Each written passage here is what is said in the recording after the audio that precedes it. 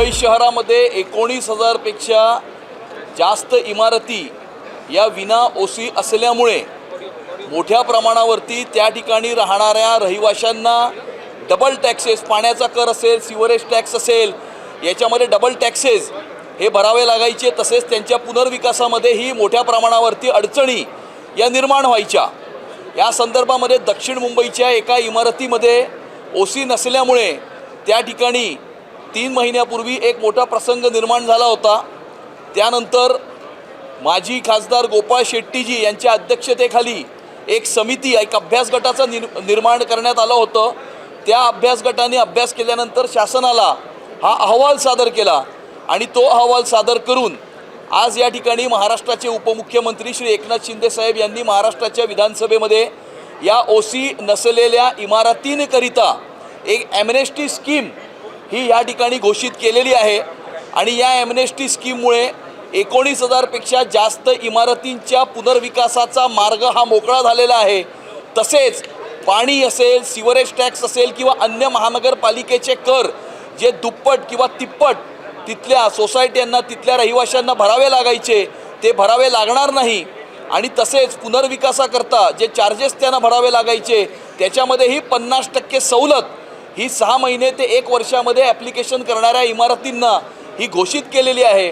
आणि मोठ्या प्रमाणावरती मुंबई शहरामध्ये 19,000 पेक्षा जास्त इमारती ज्या विना ओसी होता त्या सर्व इमारतींना सवलत देण्याचा आणि त्यांच्या पुनर्विकासाचा मार्ग मोकळा करणे, तसंच त्यांना डबल टॅक्सेस भरण्यापासून मुक्त केलेले आहे। हा मोठ्या प्रमाणावरती मुंबई शहराच्या दृष्टिकोनातून क्रांतिकारक अशा प्रकारचा निर्णय असून गेली अनेक वर्ष या ओसीच्या ॲम्नेस्टी स्कीम करता मुंबईकर हे वाट पाहत होते। तसेच गिरणी कामगारांच्या ज्या चाळी आहेत त्या चाळींच्या पुनर्विकासाकरता सुद्धा एक वेगळा पॉलिसी ही माननीय उपमुख्यमंत्र्यांनी या ठिकाणी जाहीर केलेली आहे। संजय गांधी नॅशनल पार्कमधील आदिवासी पाड्यांच्या पुनर्विकासाचा सुद्धा या ठिकाणी त्यांनी नवीन पॉलिसी तयार करून त्याचाही मार्ग मोकळा केला आहे। व मुंबई शहरातील ज्या पागडीच्या इमारती आहेत, ज्या सेस बिल्डिंग्ज आहेत, त्या सेस बिल्डिंग्सच्या पुनर्विकासाच्या मार्गाकरताही स्पेशल पॉलिसी आज महाराष्ट्राच्या विधानसभेमध्ये माननीय उपमुख्यमंत्री व नगरविकास मंत्री श्री एकनाथ शिंदे साहेब यांनी घोषित केली असून मुंबई शहराच्या दृष्टिकोनातून मोठे प्रलंबित असलेले जे प्रश्न आहेत ते निकाली लागलेले आहेत।